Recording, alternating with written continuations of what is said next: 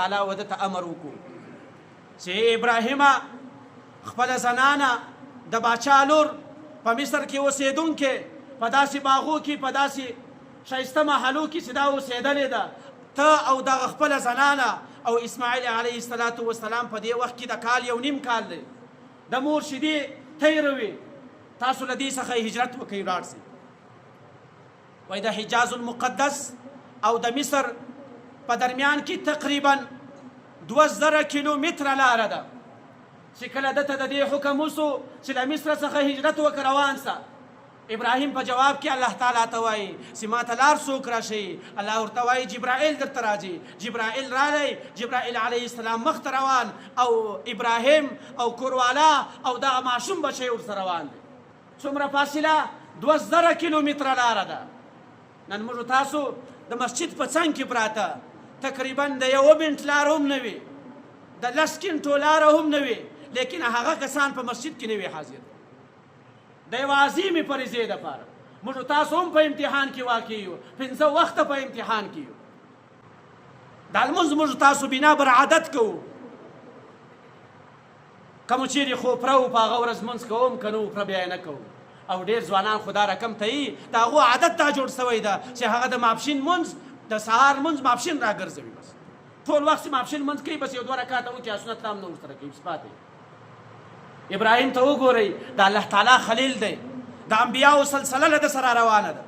له مصر څخه د حجاز المقدس ته پورې 2000 کیلومتره لاره ده تر دې لا هم زیاته ده دی له هغه ځای څخه د هغه شاهي ځای څخه هغه شاهي شهزاده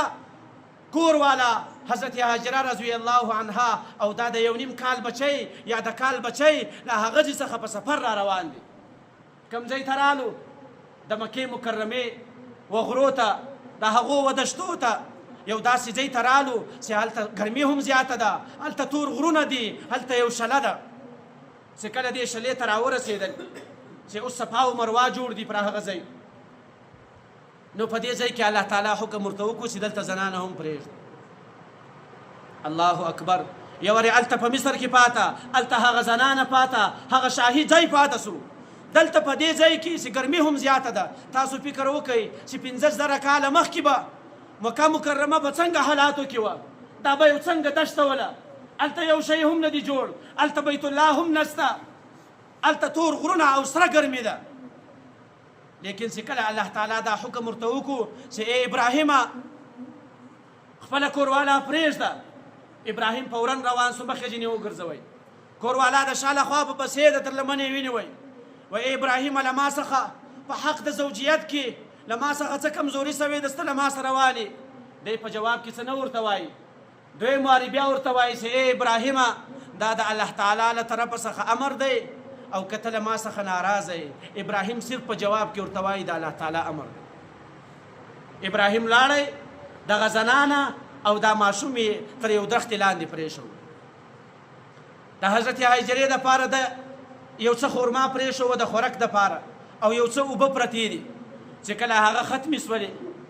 اسماعیل علیه السلام تږی سو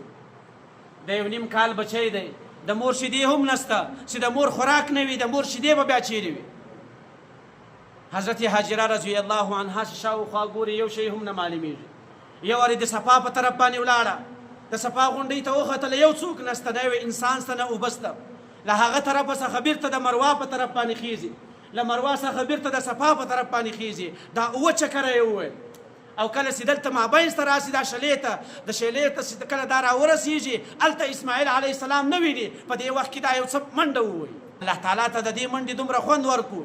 چې الله تعالی په دغه وخت پر حاجانو باندې دا شی لازمي کړی چې کله د صفا او مروه د شلې ته راورسېږي بیا یو څه په تک کې یو څه تیزي راولي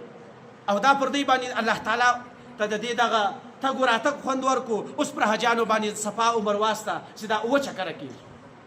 د ده څخه خپل بچی پاته داسې هغه چاته ښه معلومیږي چې کوم سړی بچی لري او داسې بچی لري چې هغه د کال 1.5 کال وي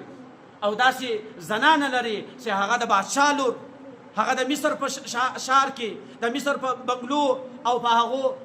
نعمتو کې رالوی سوې ده او داسې مبارکه زنانه چې له ده سره تر حجاز المقدس پورې 2000 کیلومتره سفر کړی دی او په دې سفر کې هیڅ شکایت هم نه دی کړی. هغه مبارکه زنانه دی په داسې دشت کې پرېږدي.